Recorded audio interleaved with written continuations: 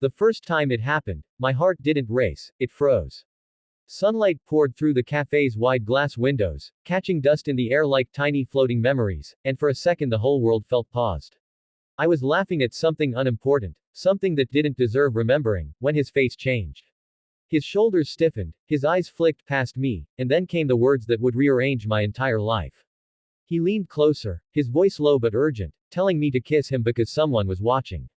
I remember the strange calm that washed over me, the way my coffee suddenly tasted bitter, and the realization that whatever was happening wasn't just a game. In that instant, without planning it, without even fully understanding it, I decided that if I was going to pretend, I would do it honestly. I leaned in, not just to perform, but to feel.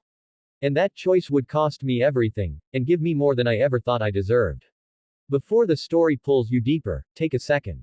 If you believe in kindness, in second chances, and in love showing up when you least expect it, please like this video, leave a comment, share it with someone who needs hope, and subscribe to the channel.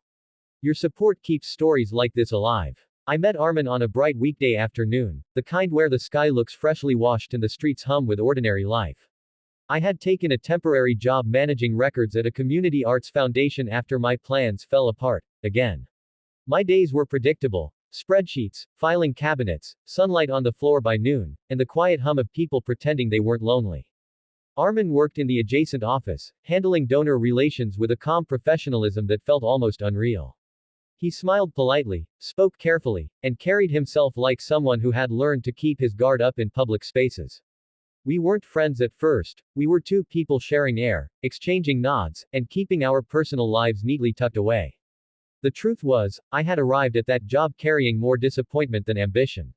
A broken engagement, a stalled career, and the quiet shame of moving back into a smaller apartment than the one I'd lost had left me cautious. Daytime had become my refuge. Nights felt too honest, too loud with thoughts I didn't want to finish. So I buried myself in routine and convinced myself that stability was enough. Armin seemed to live by a similar philosophy. He was kind, attentive, and distant in a way that suggested careful practice. We started talking more when we were assigned to organize a fundraising event together. Long afternoons turned into shared lunches, then into coffee breaks that stretched just a little longer than they needed to. He told me about his mother's illness and the responsibility he'd carried since he was barely an adult. I shared less, but he noticed anyway. He had a way of listening that made silences feel safe. It felt easy, and that scared me more than anything dramatic ever could. The first crack in that easy rhythm came with his past. I didn't know the details at first, only the tension. Sometimes his phone would buzz and his expression would harden. Sometimes he would go quiet in the middle of a sentence, like he'd hit an invisible wall.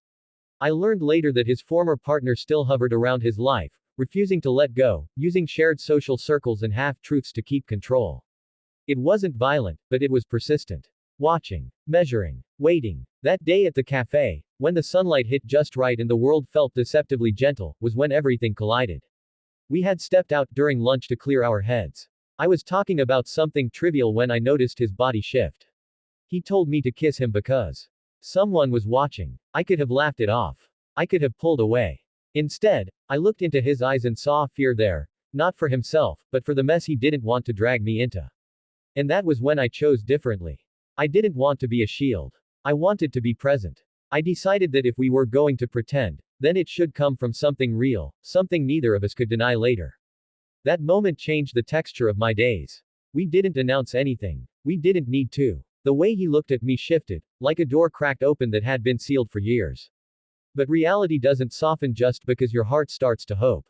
His past didn't disappear. It pushed back harder. Rumors reached the office. Awkward questions surfaced at gatherings. I felt the weight of being observed, evaluated, reduced to a role I hadn't auditioned for. I struggled more than I admitted. Being someone's safe place is beautiful, but it's also exhausting when you're still learning how to be safe for yourself. There were afternoons when the sunshine felt mocking, when I wondered if I had mistaken bravery for impulse. I worried that I was just another temporary solution in someone else's unfinished story. Armin sensed it, even when I tried to hide behind smiles and competence.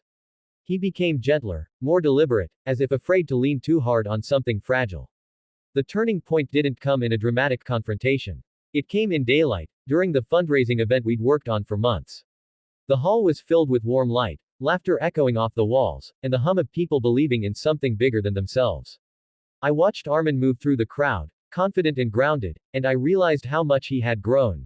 Not because of me, but because he had finally allowed himself to stop living in reaction to someone else's expectations. When his past tried one last time to reclaim attention, he didn't shrink. He stood still. He chose peace. That choice rippled outward. For the first time in years, I felt myself breathe without bracing for loss. We didn't fix each other. We didn't erase scars. We simply stood in the light and decided not to flinch. Daytime became more than a refuge, it became a promise. Mornings meant shared routines. Afternoons meant work that felt purposeful. Even the ordinary moments shimmered with meaning because they were chosen, not forced. I won't pretend it was effortless after that. Love that grows in complicated soil still needs tending. There were conversations that left us raw, days when old fears resurfaced, moments when it would have been easier to walk away. But each time, we returned to that first decision, to make it real. Not perfect. Just honest. If this story is reaching you, if it's stirring something familiar or hopeful in your chest, I want to ask you something. Please take a moment to like this video, share it, and comment if it touched your heart. Your engagement tells us these stories matter. And before the ending, a special request, please comment below with one word that describes what this story made you feel. Your words mean more than you know. The last image I carry is simple. It's midday again. Sunlight through windows. Ordinary life unfolding. Armin beside me, not as a shield or a performance, but as a choice renewed every day. What began as a moment of fear became a foundation of trust. And I learned that sometimes love doesn't arrive with grand declarations. Sometimes it whispers in daylight, asking if you're brave enough to stop pretending, and ready enough to make it real.